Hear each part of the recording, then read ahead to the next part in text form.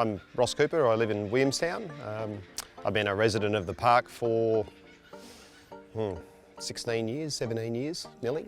And yeah, up here this weekend just doing some maintenance. Well, we built firstly in 2003 with a local builder, and the kids as they grew, it was a 4-bedroom, it was a small one, so had a few neighbours that spoke about the sites here and we decided an upgrade. So in 2015 we sold the old cabin, which the park introduced a buyer which we bought on first inspection.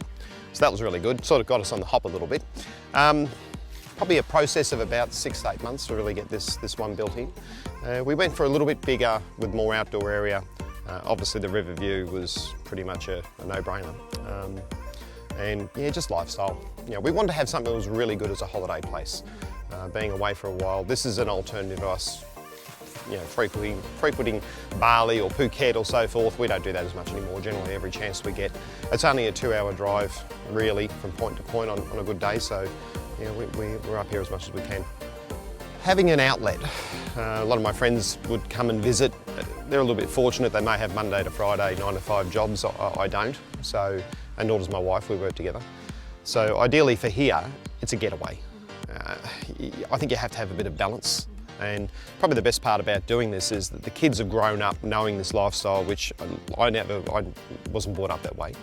But it certainly justifies what I do for work to then have the reward for something like this of a weekend or midweek.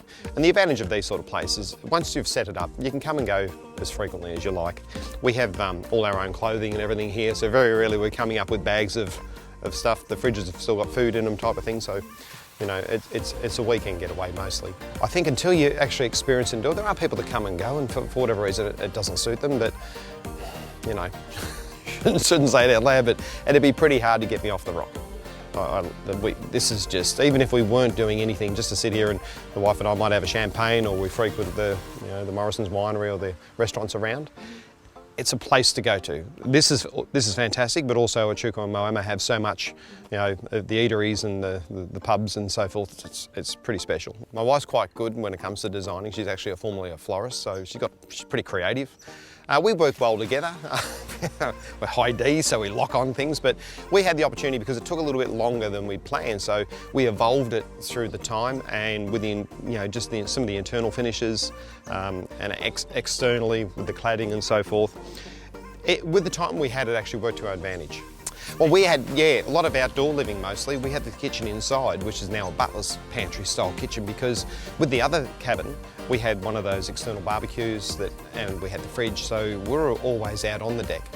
We did have the sheer blinds that used to allow a bit of weather come through, so this time we went for a see-through aluminium transition type line, which blocks out the wind, so we can have it as an outdoor area. And we've got timber tabletops and, you know, some household type fittings, I suppose, so it doesn't represent an outside area as such, but yeah, it's an outdoor kitchen. Just the way we've done it, we've tried to make it as homely as possible.